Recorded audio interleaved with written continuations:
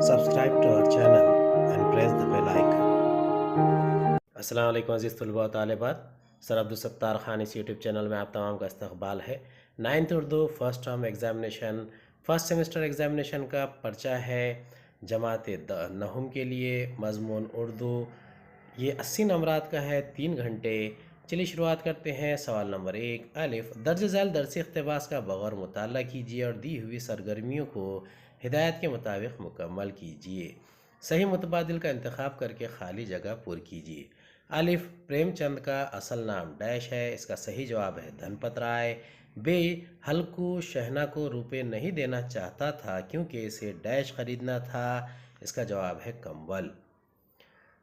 चलिए इक़्तिबास पढ़ते हैं, इसे समझते हैं और बाकी का पर्चा हल करते हैं। हल्कू ने अपनी बीवी से कहा शहना आया है, लाओ जो रुपए रखे हैं इसे दे दो, किसी तरह गर्दन तो छूटे। मुन्नी बहू झाड़ू लगा रही थी, पीछे फिर कर बोली 3 ही तो रुपए हैं, इसे दे दोगे तो कंबल कहाँ से आएगा। माघ पोस की रात खेत में कैसे कटेगी, इससे कह दो कि फसल पर रुपए दे देंगे, अभी नहीं है। हल्कू थोड़ी देर तक चुप खड़ा रहा और अपने दिल में सोचता रहा पोस सर पर आ गया है, बग़ैर कंबल के रात को वो किसी तरह खेत में नहीं सो सकता। मगर शहना मानेगा नहीं, वो घुड़कियाँ देगा, गालियाँ बकेगा, बला से जाड़े में मरेंगे, ये बला तो सर से टल जाए। ये सोचता हुआ वो बीवी के पास गया और खुशामदाना लहजे में बोला ला दे दे, गर्दन तो किसी तरह से बचे, कंबल के लिए कोई तदबीर सोचूंगा। मुन्नी आंखें टेढ़ी करके बोली कर चुके दूसरी तदबीर, ज़रा सुनो तो कौन सी तदबीर करोगे। कौन कंबल खैरात में दे देगा, न जाने कितना रुपया बाकी है जो किसी तरह अदा ही नहीं होता। मैं कहती हूँ तुम खेती क्यों नहीं छोड़ देते, मर मर कर काम करो, पैदावार हो तो इससे बाकी अदा करो। चलो छुट्टी हुई, बाकी चुकाने के लिए ही तो हमारा जन्म हुआ है। ऐसी खेती से बाज आए, मैं रुपए ना दूंगी ना दूंगी। हल्कू रंजीदा होकर बोला तो क्या गालियां खाऊं। मुन्नी ने कहा गाली क्यों देगा, क्या इसका राज है। मगर ये कहने के साथ ही इसकी तनी हुई छनवे ढीली पड़ गई। इसने ताक पर से पैसे उठाए और लाकर हल्कू के हाथ पर रख दिए। फिर बोला तुम अब खेती छोड़ दो, मजदूरी में सुख से एक रोटी तो चैन से खाने को मिलेगी, किसी की धौंस तो ना रहेगी। हल्कू ने रुपए लिए और इस तरह बाहर चला कि मालूम होता था वो अपने कलेजा निकाल कर देने जा रहा है। इसने पैसा काट कर 3 रुपये कंबल के लिए जमा किए थे, वो आज निकले जा रहे हैं। सवाल नंबर 1 अलिफ ये दूसरा हिस्सा है। ख़त कशीदा फ़िक्रों की जगह दर्ज झैल मुहावरे मुनासिब ढंग से इस्तेमाल करके जुमले दोबारा लिखिए। 4 घिड़कियाँ देना, बला टलना, जहर मालूम होना, पहाड़ मालूम होना, कलेजा काँपना। पहला है मुझे इसकी बातें बहुत बुरी लगी मगर मैं खामोश रहा।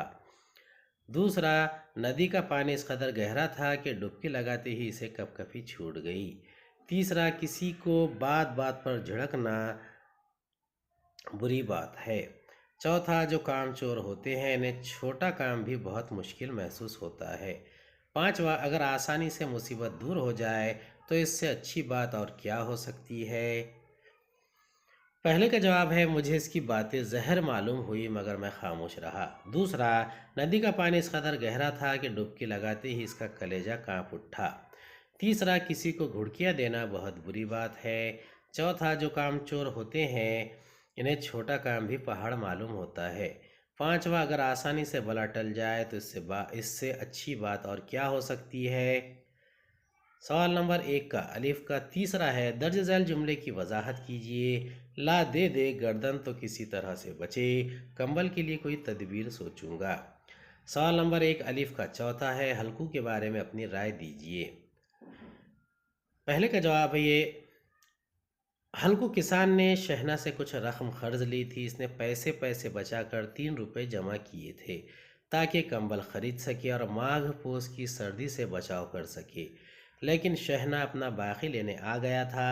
अगर इसे रकम न दी जाती तो डांटता फटकारता और गालियां बकता। इसलिए हल्कू ने अपनी बीवी से कहता है कि वो रुपए से दे दे ताकि शहना के हाथ से اس کی گردن محفوظ ہو جائے۔ کمبل خریدنے کے لیے وہ کوئی اور طریقہ سوچ لے گا۔ ہلکو کے بارے میں رائے۔ ہلکو ایک غریب کسان ہے جو دن رات اپنے کھیت میں محنت مشقت کرنے کے بعد فصل اگاتا ہے۔ محنت کرنے کے باوجود اسے کوئی راحت نصیب نہیں ہوتی۔ وہ اپنے ضروریات کی تکمیل کے لیے ترستا رہتا ہے۔ اس پر ترا یہ کہ جانور اس کی کھڑی فصلوں کو برباد کر دیتے ہیں۔ کھیت کا لگان ادا کرنے کی فکر اسے ہمہ وقت پریشان رکھتی ہے۔ غرض یہ کہ اسے زندگی کا کوئی سکھ میسر نہیں ہے۔ سوال نمبر 1 کا بے ہے۔ درج ذیل درسی اقتباس کا غور سے پڑھیے اور دی ہوئی سرگرمیوں کو ہدایت کے مطابق مکمل کیجیے۔ سوال نمبر 1 کا بے ہے۔ پہلا ہے خانہ پوری کیجیے۔ پہلا، کسی دوسری زبان کے لفظ کو عربی بنانے کا عمل۔ دوسرا، کسی دوسری زبان کے لفظ کو فارسی بنانے کا عمل۔ تیسرا، غیر ملکی زبان کے لفظ کو ہندوستانی بنانے کا عمل۔ چوتھا، تہنید کے اگر ہم ٹھیٹھ معنی کریں تو کیا کہہ سکتے ہیں؟ اس کے جوابات ہے۔ پہلا ہے کسی دوسری زبان کے لفظ کو عربی بنانے کا عمل تعریب۔ دوسرا، کسی دوسری زبان کے لفظ کو فارسی بنانے کا عمل تفریس۔ تیسرا، غیر ملکی زبان کے لفظ کو ہندوستانی بنانے کا عمل تہنید۔ تہنید کے اگر ہم ٹھیٹھ معنی کریں تو ہندیانہ کہہ سکتے ہیں، یہ چوتھے کا جواب ہے۔ یہ اصطلاح اصل میں عربوں سے چلی۔ وہ جب کسی دوسری زبان کے لفظ کو اپنی زبان کے اصول پر خراط کر اس کو عربی بنا ڈالتے تھے تو وہ اپنے اس عمل کو تعریب کہتے ہیں۔ یہی قاعدہ فارسیوں نے اپنی زبان میں جاری کیا تو اس کی تفریس کر کے اسے فارسی بنا لیا۔ اب جب اہل ہند یہی کریں تو یعنی کسی دوسری زبان کے لفظ کو اپنی زبان کے اصول پر تراش خراش کر کے اپنی زبان میں ملا لیں تو اس کو تہنید کہیں گے۔ جو زبان پڑھنا چاہے گی اس کو دنیا کی دوسری زبانوں سے سروکار رکھنا پڑے گا اور قوموں کے میل جول کے ساتھ ان کی بولیوں اور لفظوں کی آمد و رفت بھی لگی رہے گی۔ اس کا اثر یہ ہوگا کہ اس میں دوسری زبانوں کے لفظ شامل ہوتے رہیں گے۔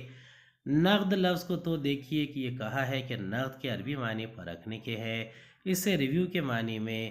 آج کل نقد یا تنقید بولتے ہیں چونکہ پرکھے سکے جاتے ہیں، اس سے فارسی میں نقد کے معنی سکے کے ہوں گے اور دام کی صورت میں سکے دیے جاتے ہیں، اس لیے اردو میں نقد دام کے معنی اس دام کے ہوئے جو فوراً دیے جائے، اور نقد اور ادھار دو مقابل کے اردو لفظ ہو گئے ہیں۔ سوال نمبر 1 کا بے ہے۔ سبق کی روشنی میں لفظ نقد کی تشریح کیجیے۔ سوال نمبر 1 کا بے کا 3 درج ذیل جملوں میں فعل فاعل مفعول پہچان کر لکھیے۔ فارسی والوں نے یہ لفظ بدل دیا۔ سوال نمبر 1 کا بے کا 4 ہے اردو زبان کے فروغ کے لیے آپ کیا کریں گے؟ نقد، اس کا جواب ہے لفظ نقد کے عربی معنی پرکھنے کے ہیں، اسی لحاظ سے اسے آج کل ریویو کے معنی میں یا تنقید کے معنی میں استعمال کرتے ہیں۔ چونکہ سکوں کو پرکھا جاتا ہے، اس سے فارسی میں نقد کے معنی سکے کے ہو گئے۔ دام کی صورت میں سکے دیے جاتے ہیں، اس لیے اردو میں نقد دام کے معنی وہ دام ہے جو فوراً دیا جائے۔ دوسرے کا جواب ہے فارسی والوں نے یہ لفظ بدل دیا ہے۔ فارسی والوں نے فاعل یہ لفظ مفعول اور بدل دیا ہے فعل ہے۔ اردو زبان کی ترقی اور فروغ کے لیے اردو زبان میں تعلیم دینا چاہیے۔ ابتدائی اور ثانوی سطح تک اردو تدریس ہونی چاہیے۔ دلی میں اردو تعلیم و تدریس کی صورتحال بھی آپ نے جاننا چاہیے۔ تدریس بامداد کمپیوٹر اور اردو زبان کا فروغ یہ ایک دوسرے سے جڑے ہیں۔ سرکاری سرپرستی میں اردو زبان کا فروغ ہونا چاہیے۔ اردو کے زبان کو فروغ میں نشریاتی ادب کا حصہ ہونا چاہیے۔ اردو زبان کے فروغ میں ڈرامے اہم کردار ادا کرتے ہیں، ڈرامے پیش کرنا چاہیے۔ اردو زبان تشکیلی عناصر اور سماجی سروکار پر کام کرنا چاہیے۔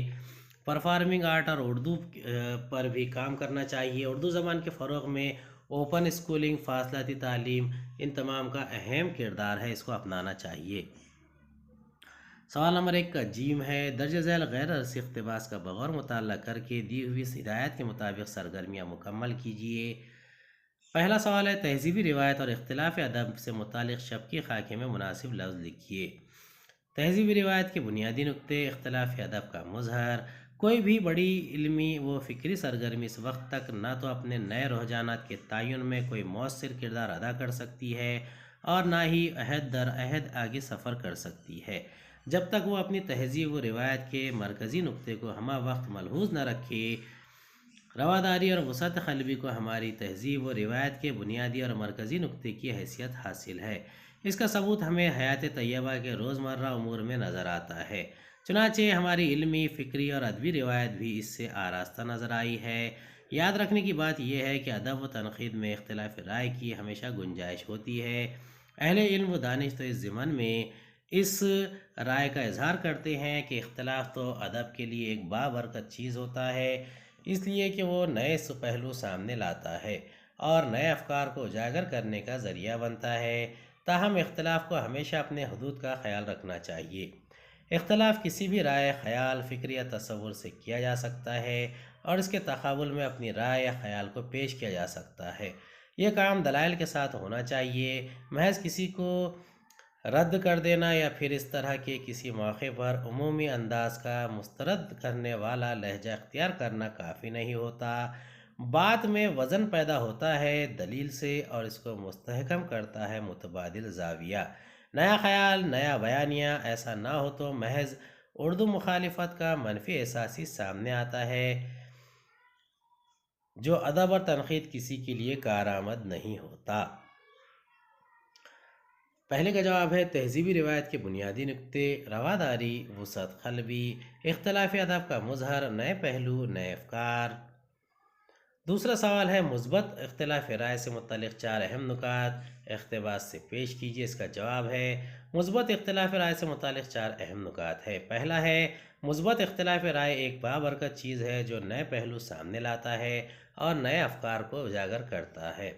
دوسرا حدود کا خیال رکھا جاتا ہے۔ تیسرا دلائل کے ساتھ اختلاف کیا جائے تو بات میں وزن پیدا ہوتا ہے۔ چوتھا متبادل زاویہ، نیا خیال اور نیا بیانیہ اختلاف کو مستحکم کرتا ہے۔ سوال نمبر 2 کا الف ہے خالی جگہ پر کیجیے۔ میرا جی کی جائے پیدائش 24 مئی 1912 کو لاہور میں ہوئی۔ میرا جی کی جائے وفات 4 نومبر 1949 ممبئی میں۔ نظم شاعر میرا جی، جائے پیدائش 25 مئی 1912 لاہور میں، جائے وفات 2 نومبر 1949 کو ممبئی میں۔ داتا دے دے گیان ہمارا من مورکھ نادان، جیون کام کی بہتی دھارا، جیون دھیان کا روپ ہے نیارا، اس کی کیا پہچان ہمارا من مورکھ نادان، جیون کی گنگا ہے گہری، رنگ کئی ہیں بات اکھیری، دیکھ کے دل حیران ہمارا من مورکھ نادان، جب بھی مدھر بین کوئی بولے، بے بس دل سنتے ہی ڈولے، بھید کا کس کو گیان ہمارا من مورکھ نادان، ناچ گیت ایک رات کے ساتھی، سب ہے سکھ کی بات کے ساتھی، سنگت کے سامان ہمارا من مورکھ نادان، گیان دھیان کی راہ نہ سوجھے، ایک پہیلی کیسے بوجھے، بوجھ بوجھ ہلکان ہمارا من مورکھ نادان۔ سوال نمبر 2 کا الف ہے یہ نظم ایک ڈیش گیت ہے۔ اس کا صحیح جواب ہے حمدیہ۔ سوال نمبر 2 کا الف ہے تیسرا ذیل کے لیے ہم معنی الفاظ نظم سے تلاش کر کے لکھیے۔ الف لہر، دھارا، بے ساتھی، سنگت، 3 پریشان، ہلکان، 4 غور و فکر، دھیان۔ سوال نمبر 2 الف کا چوتھا ہے درج ذیل مثال کے مطابق 2 کالم بنا کر ہندی لفظوں کے سامنے ان کے معنی لکھیے۔ ناچ، رقص، مورکھ، بے وقوف، گیان، علم، روپ، شکل، جیون، زندگی، بھید، راز۔ سوال نمبر 2 کا الف پانچواں ہے زندگی ایک ہے لیکن اس کے بہت سے روپ ہے، اس مفہوم کے بند کو نقل کیجیے۔ سوال نمبر 2 الف 6 ہے اس نظم کے مرکزی خیال کو اپنے الفاظ میں لکھیے۔ جیون کی گنگا ہے گہری، رنگ کئی ہیں بات اکھیری، دیکھ کے دل حیران ہمارا من مورکھ نادان۔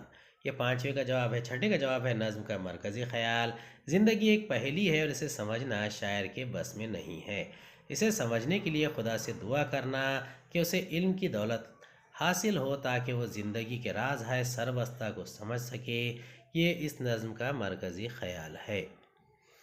سوال نمبر 2 کا بے ہے درج ذیل غزل کا بغور مطالعہ کر کے دی گئی سرگرمیاں مکمل کیجیے۔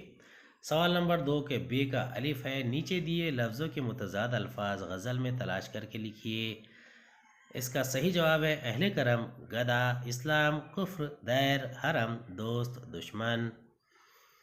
گدا دست اہل کرم دیکھتے ہیں، ہم اپنا ہی دم اور قدم دیکھتے ہیں، نہ دیکھا جو کچھ جام میں جم نے اپنے، سو یک خطرہ میں ہم دیکھتے ہیں، غرض کفر سے کچھ نہ دی سے ہے مطلب، تماشائے دیر و حرم دیکھتے ہیں، حباب لبے جو ہے اے باغباں ہم، چمن کو تیرے کوئی دم دیکھتے ہیں، خدا دشمنوں کو نہ وہ کچھ دکھاوے، جو کچھ دوست اپنے سے ہم دیکھتے ہیں، مٹا جائے حرف حرف آنسوؤں سے، جو نامہ اسے کر رقم دیکھتے ہیں، مگر تجھ سے رنجیدہ خاطر ہے سودا، اسے تیرے کوچے میں کم دیکھتے ہیں۔ سوال نمبر 2 کا بے ہے، مگر تجھ سے رنجیدہ خاطر ہے سودا، اسے تیرے کوچے میں کم دیکھتے ہیں۔ اس کا جواب ہے یہ شعر مختا کا شعر ہے۔ سوال نمبر 2 کا بے کا جیم ہے، اشعار کی تشریح کیجئے، خدا دشمنوں کو نہ وہ کچھ دکھاوے، جو کچھ دوست اپنے ہم دیکھتے ہیں۔ سوال نمبر 2 کا بے ہے، غزل میں صنعت تلمی کا شعر تلاش کر کے لکھیے۔ دیکھیے اس میں صنعت تلمی نہیں ہے، البتہ صنعت تضاد کے اشعار ہے، جیسے اوپر کا شعر دشمن اور دوست۔ تشریح ہے، شاعر مصائب و آلام کا مارا ہوا ہے، اس نے بہت برے دن دیکھے ہیں اور وہ نہیں چاہتا کہ کوئی اور بھی اس طرح کے حالات کا شکار ہو، اس لیے وہ اپنے دوست کو مخاطب کرتے ہوئے کہتا ہے کہ اے دوست، ہم نے جو مصیبتیں اٹھائی ہیں اور زمانے کی سختیاں جھیلی ہیں، ان سے ہمارے دشمن بھی محفوظ رہیں اور خدا کرے ایسا برا وقت وہ نہ دیکھیں۔ صنعت تضاد کا شعر ہے، غرض کفر سے کچھ نہ دین سے ہے مطلب، تماشائے دیر و حرم دیکھتے ہیں۔ اس میں متضاد الفاظ ہے، کفر، دین، دیر، حرم۔ حصہ صوبہ میں اضافی مطالعہ۔ سوال نمبر 3 کا الف ہے، ذیل کے اقتباس کا بغور مطالعہ کر کے دی گئی سرگرمیاں مکمل کیجیے۔ تو صاحب ان چیزوں کے ساتھ یہ کھانا بھی ان کو دے دیجئے گا۔ افسانے کے اس اختتامی جملے سے متعلق اپنی رائے کا اظہار کیجیے۔ اس کا جواب ہے، کھانا پرما کے لیے پکایا گیا تھا، پیٹ بھر کھانے کے بعد جو کچھ کھانا بچ گیا تھا وہ سیکھا ہے، اس بات کا اس نے اطمینان کر لیا تھا، وہ چاہتا تھا کہ وہ اپنی ساری چیزیں بشمول کھانا اپنے لواحقین کے سپرد کرے، ممکن ہے اسے اس بات کا اطمینان ہو کہ مرنے کے بعد بھی وہ اپنوں کے کام آئے گا اور ان کی بھوک مٹانے کا ذریعہ بنے گا۔ دوسرا سوال ہے، کیا واقعی پرما قصوروار تھا؟ اپنی رائے دیجیے۔ اس کا جواب ہے، پرما نے انگریز شکاری کے سر پر اس طرح پتھر مارا کہ وہ مر گیا، اس بنا پر وہ واقعی قصوروار تھا۔ انگریز نے اس کا ذاتی نقصان نہیں کیا تھا، اس کے باوجود پرما نے اسے مار ڈالا، اس لیے پرما اس کا قاتل تھا۔ لیکن جب ہم پرما کی حرکت کے سبب پر نظر ڈالتے ہیں تو اس کا قصوروار ہونا مشکوک ہو جاتا ہے۔ دراصل پرما اپنی بیٹی کے لیے ہرن کو زندہ پکڑنا چاہتا تھا، لیکن اس انگریز نے اسی ہرن کو گولی مار دی تھی۔ ہرن کی تڑپ اور اس کی آنکھوں کی دہشت نے پرما کو متاثر کیا۔ دوسرے یہ کہ وہ اپنی بیٹی کو زندہ ہرن دینے میں ناکام رہا اور اس کا سبب وہ انگریز تھا، اس وجہ سے پرما کا انگریز کو قتل کرنا درست معلوم ہوتا ہے۔ حالات کا جائزہ لینے پر میری رائے یہی ہے۔ تیسرے سوال کا جواب ہے، افسانے کا عنوان موضوع ہے یا نہیں، دونوں کے لیے وجہ بیان کیجیے۔ اس کا جواب ہے، افسانے کا عنوان بالکل موضوع ہے، یوں بھی جسے پھانسی پر چڑھایا جاتا ہے اس کی آخری خواہش پوچھی جاتی ہے، لیکن یہاں پرما نے جس آخری خواہش کا اظہار کیا ہے اس نے عنوان کی معنویت کو دو چند کر دیا ہے۔ پرما جس علاقے اور قبیلے سے تعلق رکھتا ہے وہاں غریبی عام ہے، اکثر اوقات انہیں پیٹ بھر کھانا نصیب نہیں ہوتا، اس لیے پرما پیٹ بھر دال بھات کھانے کو اپنی آخری خواہش قرار دیتا ہے۔ پرما زیادہ کھانا بنواتا ہے تاکہ جو کھانا بچ جائے وہ اس کے خاندان والوں کو مل جائے اور وہ لوگ بھی دال بھات کھا سکے، اس وجہ سے یہ عنوان بالکل موضوع ہے۔ حصہ قواعد۔ سوال نمبر 4 کا الف ہے، ہدایت کے مطابق سرگرمیاں مکمل کیجیے۔ درج ذیل جملوں میں مفرد، مرکب اور مخلوط جملے پہچانیے۔ ابھی میں نے آخری نوالا توڑا ہی تھا کہ پٹواری نے دروازے پر دستک دی۔ دوسرا، پرندے نے سینہ پھلا کر آسمان کو دیکھا۔ دوسرا ہے، درج ذیل جملوں میں خط کشیدہ الفاظ کی جگہ محاورے استعمال کیجیے۔ میں اور میرا دوست ایک جیسے مسئلے کا شکار ہے۔ دوسرا، کسان نے مہاجن کو روپے دے کر اپنے قرض کا معاملہ ختم کر دیا۔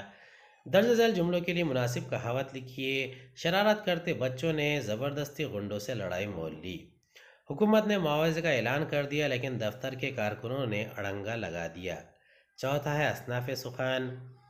ذیل کی تعریف کے لیے ایک لفظ لکھیے۔ وہ نظم جس میں شاعر واقع کربلا یا شہدائے کربلا کا ذکر کرتا ہے۔ دوسرا، کسی موضوع پر مربوط انداز میں اظہار خیال کیا جاتا ہے۔ پانچواں سوال ہے، صنعت۔ درج ذیل شعر کی صنعت کا نام لکھ کر صنعت کی تعریف لکھیے۔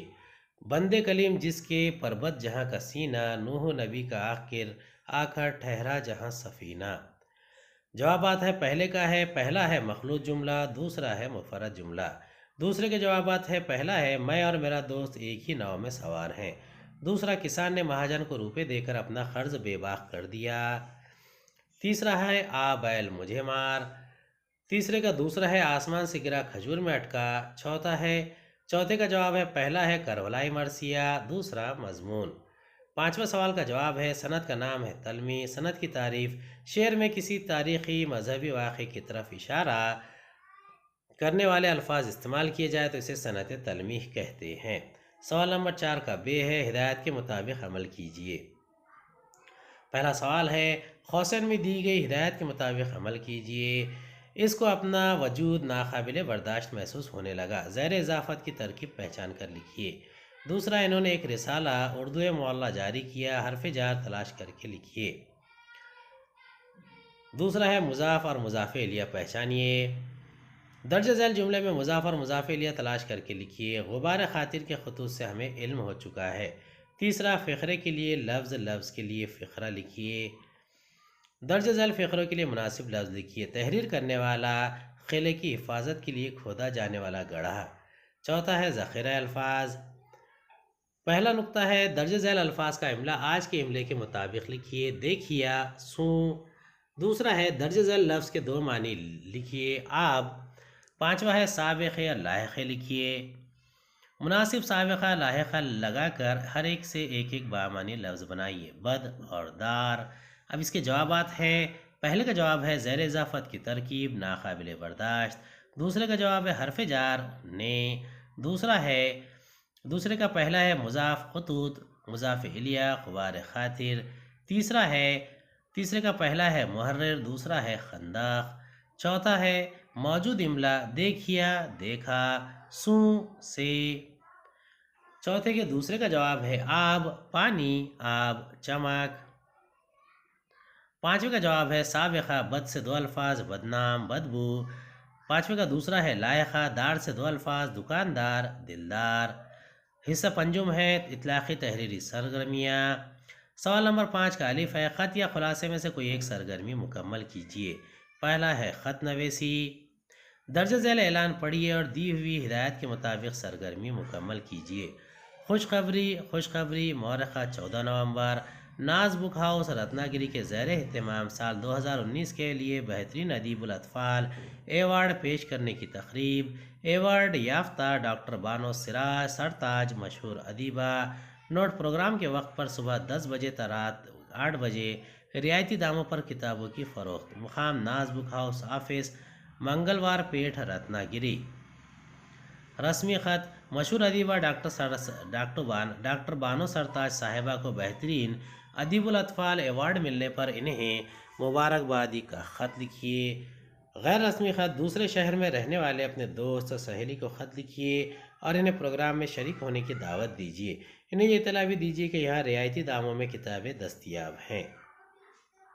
رسمی خط، الف بے جیم، نمائندہ طلبہ جماعت دہم، نیشنل اردو ہائی اسکول، داپولی، ضلع رتنا گری۔ مورخہ 17 نومبر 2021۔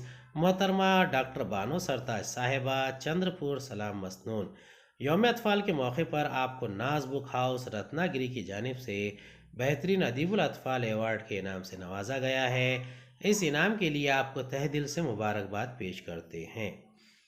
آپ پچھلی چند دہائیوں سے بچوں کے لیے لکھ رہی ہیں۔ آپ نے دوسری زبانوں کے بچوں کے ادب کو بھی اردو میں منتقل کیا ہے اور اس طرح آپ نے اردو میں بچوں کے ادب کو مالا مال کیا ہے۔ آپ نے نہ صرف خود کہانیاں اور مضامین لکھے بلکہ آپ نے دوسروں کی تخلیقات کے مجموعے بھی مرتب کیے ہیں۔ خاص طور پر آپ نے سائنسی موضوعات پر لکھی گئی نظموں کا جو انتخاب شائع کیا ہے، اس کے لیے تو ہم بچوں کی طرف سے خصوصی مبارکباد قبول کیجیے۔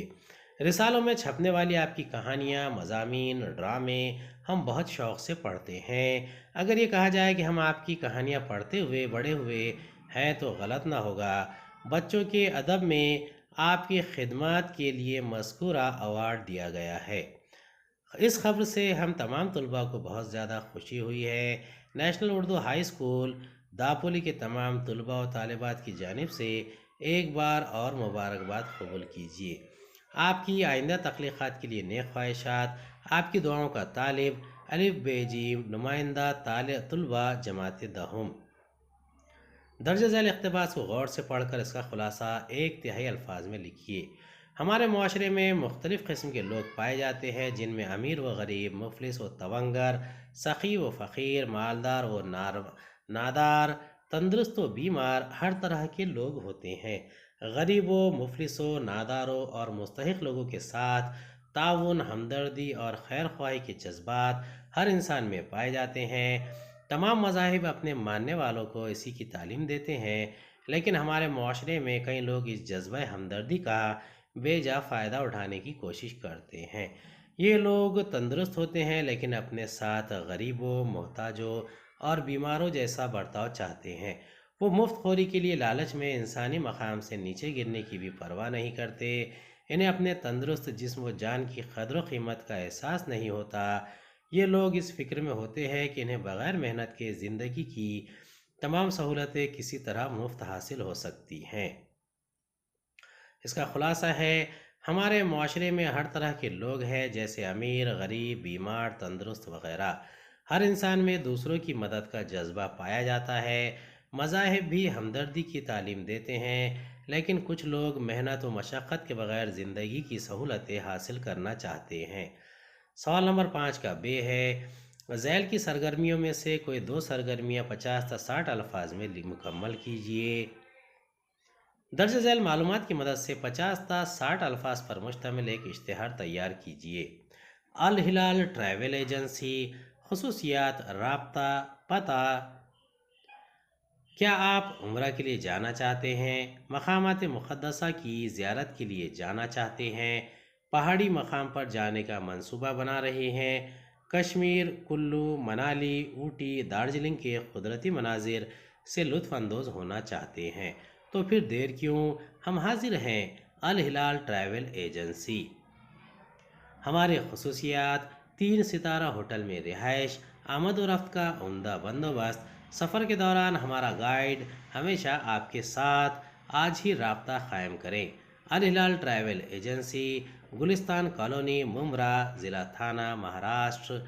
मोबाइल नंबर 990000, ईमेल -- दर्ज झैल नुकात की मदद से 80 ta 100 अल्फाज में एक कहानी मुकम्मल कीजिए और मुनासिब उन्वान दीजिए। एक लड़की, अलग ढंग से सालगिरह मनाने का इरादा, अपने लिए कुछ न लेना, दूसरों को बांटना, खुशी महसूस करना। इसका जवाब है, बांटने की खुशी। यह उन्वान दिया गया है। फ़ायज़ा एक खुशहाल घराने की लड़की थी। इसके वालिद एक बड़े ताजिर थे और इसकी वालदा एक स्कूल की सदर थीं। फ़ायज़ा के घर में नौकर, चाकर और हर तरह की सहूलतें थीं। इसकी सहेलियाँ भी इसकी तरह खुशहाल घरानों से थीं। इसका स्कूल इसके घर से काफ़ी दूर था। वह अपनी कार में स्कूल जाया करती थी। जिस रास्ते से इसकी गाड़ी जाती थी, इसके किनारे एक झोपड़पट्टी थी। वो देखा करती थी कि झोपड़पट्टी के छोटे छोटे बच्चे खाने पीने की चीज़ों के लिए आपस में झगड़ते थे और छीना झपटी करते थे। वो रोज़ाना स्कूल जाते हुए ये मंज़र देखा करती थी। दिवाली की छुट्टियां शुरू होने से 3 रोज़ कबल इसकी सालगिरह थी। वो हर साल नए ढंग से अपनी सालगिरह मनाती थी। इसने अपनी सहेलियों से पूछा कि इस बार किस तरह सालगिरह मनाई जाए। सब ने अपने अपने तौर पर कोई ना कोई मशवरा दिया। इनके मशवरे सुनते हुए इसके दिल में ख्याल आया। इसने अपने इसने अपने गलक में जमा सारे पैसे निकाले। गलक यानी गल्ला। और इनसे खाने पीने की तरह तरह की चीज़ें, कुछ कपड़े, चंद खिलौने वगैरह ख़रीदे। बाज़ार से लौटते हुए ड्राइवर को झोपड़पट्टी के पास गाड़ी रोकने के लिए कहा। इसने झोपड़पट्टी के तमाम बच्चों को इकट्ठा किया और इनसे कहा, बोलो हैप्पी बर्थडे टू यू। बच्चों ने वैसा ही किया। फ़ायज़ा ने सारा सामान इन बच्चों में तकसीम कर दिया और इनके साथ ही अपना जन्मदिन मनाया। इस बार फ़ायज़ा को सालगिरह मनाने की जो खुशी हुई वो बिल्कुल निराली थी। ये खुशी सालगिरह पर कुछ पाने की नहीं, बल्कि बांटने की खुशी थी। واقعی پانے سے زیادہ دینے میں خوشی ہوتی ہے۔ درج ذیل نکات کی مدد سے خبر تحریر کیجیے۔ 1 اگست محمدیہ ہائی اسکول ایولا کے زیر اہتمام بین المدارس مراٹھی تقریری مقابلہ تقسیم انعامات۔ اس کا جواب ہے محمدیہ ہائی اسکول ایولا کے تقریری مقابلے میں حاجی لقمان ہائی اسکول کی جیت۔ ایولا ہمارے نمائندے کے ذریعے 1 اگست کو محمدیہ ہائی اسکول میں بین المدارس مراٹھی تقریری مقابلے کا انعقاد کیا گیا تھا۔ اس مقابلے میں حاجی لقمان ہائی اسکول مالیگاؤں کی طلباء نے ٹرافی پر قبضہ کر لیا۔ کل 9 انعامات میں سے 2 انعام اس اسکول نے حاصل کیے اور اس لیے گشتی ٹرافی ان کے حصے میں آئی۔ اس مقابلے میں ضلع ناسک کے 20 اسکولوں نے شرکت کی، جن میں اردو کے علاوہ مراٹھی، ہندی اور انگلش میڈیم کے اسکول بھی تھے۔ پروفیسر سمیتا بخشی، جناب اتل کلکرنی اور پروفیسر ویشالی کرندیکر نے جج کے فرائض انجام دیے۔ پروگرام کے مہمان خصوصی ڈاکٹر وجے جوشی کے ہاتھوں انعامات تقسیم کیے گئے۔ تقسیم انعامات سے قبل ایک جج نے اپنے تاثرات بیان کیے اور خوشی کا اظہار کرتے ہوئے کہا کہ اردو میڈیم کے طلباء بھی بہت اچھی مراٹھی بولتے ہیں، یقیناً انہیں بہت اچھے ڈھنگ سے تیار کیا گیا تھا۔ محمدیہ ہائی اسکول کے پرنسپل سید محمد ہارون نے مقابلے کی بڑھتی ہوئی مقبولیت پر اطمینان کا اظہار کیا۔ مہمان خصوصی ڈاکٹر جوشی نے اپنی تقریر میں تمام طلباء کو سراہا اور خاص طور پر اردو طلباء کو دل سے مبارکباد دی۔ اسکول کے سپروائزر جناب فیروز خان کے اظہار تشکر پر پروگرام اختتام پذیر ہوا۔ ذیل میں سے کسی ایک عنوان پر 100 تا 120 الفاظ پر مشتمل مضمون لکھیے۔ پہلا ہے رشوت خوری ایک مسئلہ، دوسرا ٹیلی فون کی آپ بھی تھی، تیسرا پرندوں کو درپیش مسائل۔ اس کا جواب ہے پہلا ہے رشوت خوری ایک مسئلہ۔ آزادی کے بعد ہمارے ملک نے زندگی کے ہر شعبے میں ترقی کی ہے۔ زراعت میں اس قدر ترقی ہو گئی کہ اناج کے معاملے میں خود کفیل ہو گئے۔ صنعت و حرفت کی ترقی سے ملک خوشحال ہوتا جا رہا ہے۔ خواندگی کی شرح بڑھ گئی ہے۔ طبی سہولتوں میں بھی اضافہ ہوا ہے، لیکن ان کے ساتھ ساتھ ہمارے ملک میں کرپشن یعنی رشوت خوری میں بھی بے تحاشا اضافہ ہوا ہے۔ رشوت خوری ایک سنگین مسئلے کی صورت اختیار کر گیا ہے۔ آج کوئی بھی کام بغیر رشوت کے نہیں ہوتا۔ یہ تو کہاوت بن گئی ہے کہ رشوت لینے پر پکڑے گئے ہو تو رشوت دے کر چھوٹ جاؤ۔ سرکاری دفاتر ہوں کہ پولیس کا محکمہ، راشن کارڈ بنوانا ہو یا سرکاری اسپتال میں علاج کروانا ہو، بغیر رشوت کے آپ کا کوئی کام نہیں ہوگا۔ ایک عرصے تک تعلیم کا شعبہ اس لعنت سے محفوظ رہا، لیکن پچھلی 3 دہائیوں سے یہ شعبہ بھی اس لعنت کا شکار ہو گیا ہے۔ اچھے اسکول یا کالج میں طلباء کا داخلہ کروانا ہے تو رشوت دیجیے۔ مدرسی یا کلرک کی نوکری درکار ہے تو رشوت دیجیے۔ امتحان میں اچھے نمبروں سے پاس ہونا ہے تو مٹھائی کھلائیے۔ غرض ہے کہ اب زندگی کا کوئی بھی شعبہ رشوت کے لین دین سے محفوظ نہیں رہا ہے۔ حد تو یہ ہے کہ جو لوگ بدعنوانی ختم کرنے کا وعدہ کر کے اقتدار میں آتے ہیں، کچھ دنوں بعد وہ بھی بدعنوانی کے دلدل میں دھنستے ہوئے دکھائی دیتے ہیں۔ صورتحال اس قدر ابتر ہے کہ رشوت خوری کے خاتمے کی کوئی امید نظر نہیں آتی۔ رشوت کے نئے طریقے ایجاد ہوتے جا رہے ہیں، جن کے بارے میں جان کر حیرت ہوتی ہے کہ خدا کرے ہم ہندوستانیوں کو کسی طرح رشوت خوری کی لعنت سے نجات مل جائے۔ امید ہے آپ کو ہمارا ویڈیو پسند آیا ہوگا۔ اگلے ویڈیو میں دوبارہ ملاقات ہوگی۔ خدا حافظ۔